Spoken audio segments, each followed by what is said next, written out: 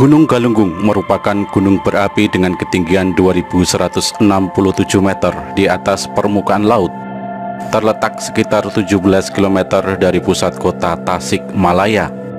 Untuk mencapai bibir kawah Gunung Galunggung, dibangun sebuah tangga yang memiliki 620 anak tangga. Gunung ini memiliki dua puncak, yaitu Puncak Dinding Ari dan Puncak Behuti Canar. Kedua puncak tersebut dapat dijangkau dengan cara mendaki melalui jalur yang tersedia.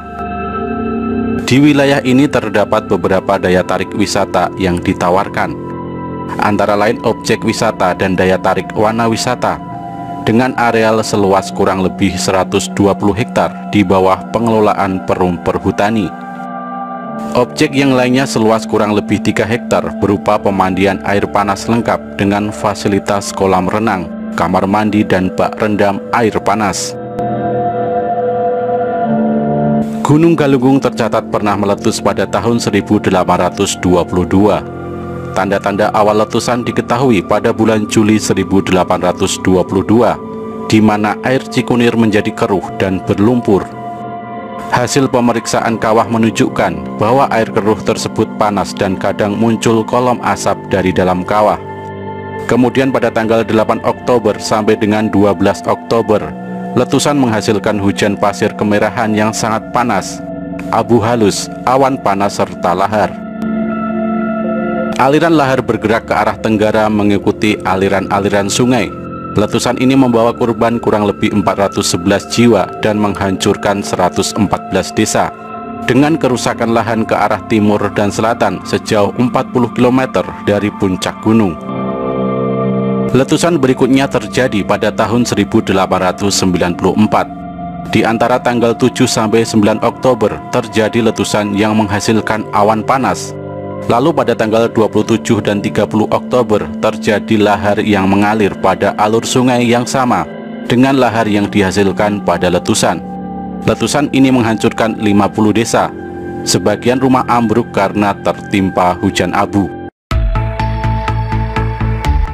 Pada tahun 1918, di awal bulan Juli, letusan berikutnya terjadi, diawali dengan gempa bumi. Letusan tanggal 6 Juli ini menghasilkan hujan abu setebal 2-5 mm yang terbatas di dalam kawah dan lereng selatan. Dan pada tanggal 9 Juli tercatat pemunculan kubah lava di dalam danau kawah setinggi 85 meter dengan ukuran 560 x 440 meter yang kemudian dinamakan Gunung Jadi. Letusan terakhir terjadi pada tanggal 5 Mei tahun 1982, disertai suara dentuman, pijaran api, dan kilatan halilintar. Kegiatan letusan berlangsung selama 9 bulan dan berakhir pada 8 Januari tahun 1983. Selama periode letusan ini, sekitar 18 orang meninggal, sebagian besar karena sebab tidak langsung, yaitu kecelakaan lalu lintas, usia tua, kedinginan, dan kekurangan pangan. Perkiraan kerugian saat itu mencapai 1 miliar rupiah dan 20 desa ditinggal tanpa penghuni. Letusan pada periode ini juga telah menyebabkan berubahnya peta wilayah pada radius sekitar 20 km dari Kawah Galunggung, yaitu mencakup Kecamatan Indihiang, Kecamatan Sukaratau, dan Kecamatan Lewisari. Perubahan peta wilayah tersebut lebih banyak disebabkan oleh terputusnya jaringan jalan dan aliran sungai, serta areal perkampungan akibat melimpahnya aliran lava dingin berupa material batuan, kerikil, dan pasir.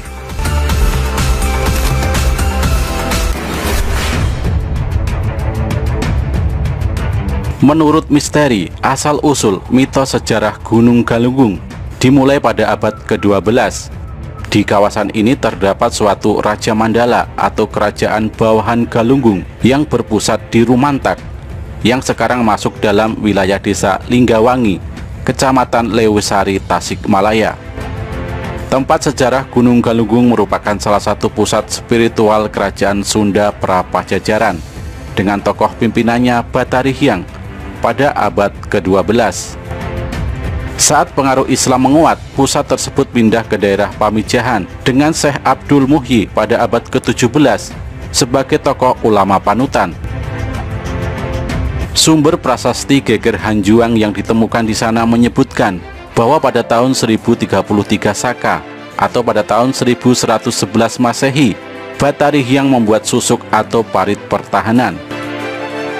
Peristiwa nyusuk atau pembuatan parit ini berarti menandai adanya penobatan kekuasaan baru di sana, yakni di wilayah Galunggung.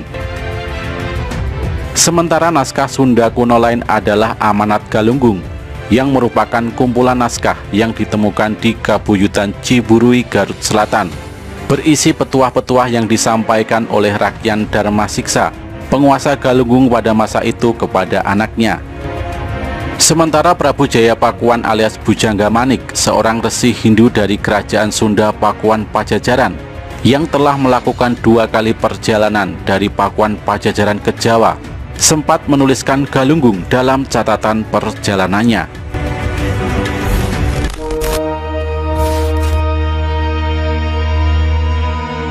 Tasikmalaya tak bisa dipisahkan dari Provinsi Jawa Barat. Kota bersejarah ini dijuluki sebagai Sang Mutiara dari Priangan Timur. Nama Tasikmalaya ada dalam administrasi Hindia Belanda pada tahun 1820. Kala itu nama tersebut digunakan distrik Tasikmalaya Ob Cicariang dengan wilayah sepanjang 37 pal. Diperkirakan nama Tasikmalaya pertama kali digunakan sekitar tahun 1816 sampai dengan 1820.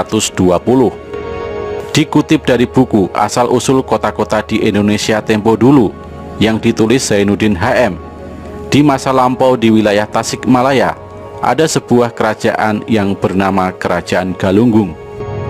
Kerajaan tersebut berdiri pada 13 Badrapa tahun 1033 Saka atau pada tanggal 21 Agustus tahun 1111. Penguasa pertama adalah Batari Hyang. Kala itu ada ajaran yang dikenal dengan Sangyang Siksakanda Karesian. Ajaran tersebut menjadi ajaran resmi di masa Prabu Siliwangi yang bertahta di Pakuan. Kerajaan Galunggung bertahan hingga 6 kali pergantian raja, yang kesemuanya masih keturunan dari Batari Hyang. Pada masa lalu, Tasikmalaya bernama Sukapura yang berada di bawah kekuasaan Sultan Agung dari Kerajaan Mataram. Ada 2 versi terkait asal-usul nama Tasikmalaya. Versi pertama, Tasikmalaya berasal dari 2 kata bahasa Sunda, yakni keusik yang berarti pasir dan ngelayah yang berarti bertebaran. Sehingga secara garis besar, Tasikmalaya berarti pasir yang bertebaran. Versi ini terkait letusan Gunung Galunggung pada tahun 1822 yang berpengaruh besar pada Kabupaten Sukapura.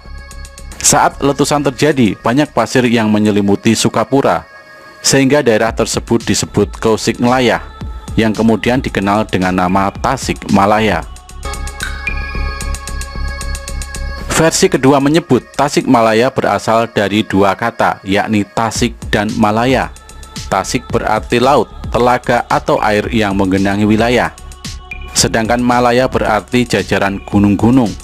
Sehingga Tasikmalaya dapat dimaknai dengan gunung yang banyak, laksana air laut. Disebutkan letusan gunung yang menyebabkan terbentuknya jurang-jurang yang terjal dan membentuk sebuah formasi sepatu kuda ke arah timur Gunung Galunggung. Konon ada 3.647 bukit-bukit kecil di kawasan tersebut yang memperkuat ciri khas geografis Tasikmalaya. Sayangnya bukit-bukit kecil tersebut sudah tak ada lagi karena pembangunan. Yang tertinggal hanyalah nama bukit di tengah kota Tasikmalaya. Dari cerita tersebut banyak orang yang berpendapat jika nama Tasikmalaya ada setelah Gunung Galunggung meletus. Hal tersebut diperkuat dengan laporan residen Priangan di tahun 1816 yang tidak menyebut nama Tasikmalaya sebagai sebuah distrik. Sementara itu, setelah masa kerajaan Galunggung, ada periode kepemimpinan Sukakerta, cikal bakal Sukapura yang menjadi Tasikmalaya. Sukakerta berpusat di daerah Salopa, yakni daerah yang merdeka dari pengaruh kekuasaan manapun. Sukakerta merupakan salah satu daerah bawahan dari Kerajaan Sunda Pajajaran yang berpusat di Pakuan. Penguasa pertama Sukakerta adalah Sri Gading Antek Masa hidup Sri Gading Antek diperkirakan sejaman dengan Prabu Siliwangi atau Sri Baduga Maharaja, yaitu sekitar akhir abad ke-15 sampai awal abad ke-16. Sementara dalam Sukakerta yang bernama Brajayuda adalah penerus tahta Sukakerta yang hidupnya diperkirakan sejaman dengan Prabu Surawisesa sebagai penerus tahta kerajaan Pajajaran sepeninggal Prabu Siliwangi. Tasikmalaya mencatat beberapa sejarah di masa penjajahan.